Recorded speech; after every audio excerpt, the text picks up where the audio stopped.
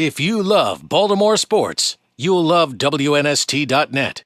Where's your little tripod? Forgot it. We do that a lot. We do that for our cameras for post games. John, I wanted to ask you about the touchback percentage on that kickoff rule that they changed last year. It ended up being a lot higher than anybody expected. I think it got 45% on touchbacks. What's your thoughts on the rule change after a year of seeing it? I think it accomplished what it was supposed to, which is eliminate concussions or knock concussions back and lessen some injuries, which is a big issue. Obviously, player safety is the number one thing everybody needs to be concerned with, and that was the goal. We don't want to lose kickoff returns from the game, so I think we'll continue to look at it hopefully and see if we can find a way to keep the kickoff return in the game and still account for player safety. Player safety's got to be the priority, right? Right.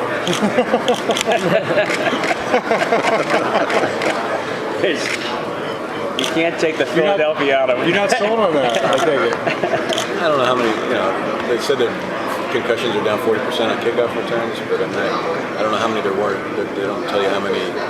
There were about 25 total concussions 2 years ago. Or not ago. Concussions, but total 20. Yeah, I think it was concussions. There's a lot of concussions. There were that many.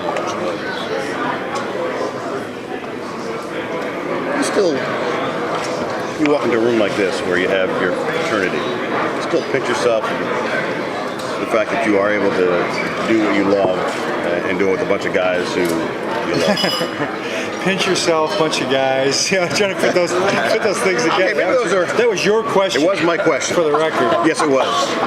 Yes, you pinch yourself because you're right. You have a chance to be a part of this. Hang out with Nestor last night and talk a little Ravens football. And, be in the NFL. Come to a beautiful hotel. Go to the reception last night. Just be in the environment of all the cool people that you get a chance to be around. Then there's the competition part of it because these are people, your coaches anyway, you're squaring off against, organizations you're squaring off against, very competitive. We have, a lot of work to do, to get to where we want to be. And, it just kind of reminds you that, these are all the great people you're going up against. Talk about the competition. Something to do. You talk about the competition. How long does how last year ended stick with you? How often do you think about it? I think probably forever. Really? It'll be there forever. Until, well, forever is a long time. Until I die, which won't be forever. Most likely. Unless there's something I'm not aware of. Maybe they'll come up with something in the meantime. Science is really moving quickly. Very true. Billy, you guys stood behind do you want to bring someone to compete with Billy and see Sharp or see if there is a Well, yeah, we'll probably bring the best group of players to camp that we can.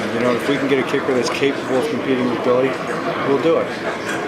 Do you have to draft the guy? Is there a free agent? Is there a guy that'll be on the street? That's kind of hard to determine. But we want competition for pretty much every position. But at the same time, so I say that, so I'm not ruling anything out. But Billy is our kicker. And I would anticipate Billy will be our kicker for the opening game next season. I think he'll have a great preseason. I think he'll have a great season next year. But everybody gets competition. He's no exception. Do you think it'll be a process of kind of testing? I'm sure all those teammates will be testing him and stuff like that to kind of, like they always do, to get in his head. Is it more of a process after a miss like that to make sure you can do it under fire? Well, yeah, it'll probably be on everybody's mind, But it's a test every time. Every training camp you come back into, it's going to be a test for every single one of our players, right? That's what the NFL is all about. You have to come back and do it every single year. You can't just say, okay, I've had a good year or 2 or 17, and all of a sudden, that guarantees you the next great year.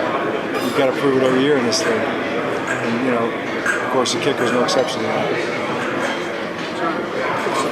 You guys talk about that being focused. You guys were able to get back some of Tanny, Matt, and also getting back Ryan McKenna. Do you feel like you can still upgrade the line just from maybe these guys being healthier or fitter or whatever? Just how do you do that? I know you got some position groups. Right, Aaron. Yeah, I think we have to upgrade the offensive line, as you pointed out. Yes, can we upgrade the offensive line? We have to upgrade the offensive line. We only have, I don't even know if we have a full complement of linemen to be on a 53-man roster right now. So we don't have our 5 starters set. We've got guys that are kind of, can they play a position or not? When you talk about job, can you play that part? So we have to get better there. Just because of the fact that we don't really have the numbers there right now. And the thing I've learned over the years is in Philadelphia, it's everywhere else. It starts with the offensive line and offense. You know, the quarterback obviously is critically important, but if you don't have an offensive line, you can forget about it. So we have to build our offensive line. How do you see yourself going about veteran free agents there? Yeah, we could go veteran free agent. We could go a couple draft picks. It'll be whatever, a guy that may get cut at some point in time, Jeff. You know, it's like whatever becomes. We'll be turning over every stone. John, last year Ray handled his contract situation about as well as it could be handled for a guy. A lot of guys don't handle it that well. I'm not going to name names. Now he's some wide receivers too. But now he's a franchise, got the franchise tag on him. I mean, do you expect him to deal with the same level of maturity with this, no matter how it proceeds the next several months? Yeah, well, I mean, I think it'll be the same level of maturity. I don't know what their strategy will be, you know, if they feel like they even need a strategy. You know, that kind of goes back to the agent, I think, more than the player. But Ray Rice is a man. You know, he loves football. He wants to be in there with his teammates. And I'm hoping he'll be there from day one. I would expect him to be there from day one. But if he's not, I'm not going to hold it against him as a coach. You know, we just need the best Ray Rice that's possible, you know, in the first game. How do you deal with that as a head coach? Are you constantly checking with Oz, with Dick, saying, hey, is this done yet? No, you know, you don't do that because that put undue pressure on those guys. I think you got to be careful about how much pressure you place on your guys. You know, Pat Moriarty is our chief negotiator, does a great job. Ozzie knows what he's doing, so they all want a deal. Ray's agent wants a deal. I pray. I cross my fingers and my toes. You know, I hope. Does that count? Yes, it does. I think the prayers are made. Is there something about this organization, because you've worked in other, this organization gets it done? You know, always. I think Steve spoke to that yesterday, and I think you hear that all the time, that there's peace of mind for you. Like, if it's meant to be done, it gets done because the Ravens get it done, historically.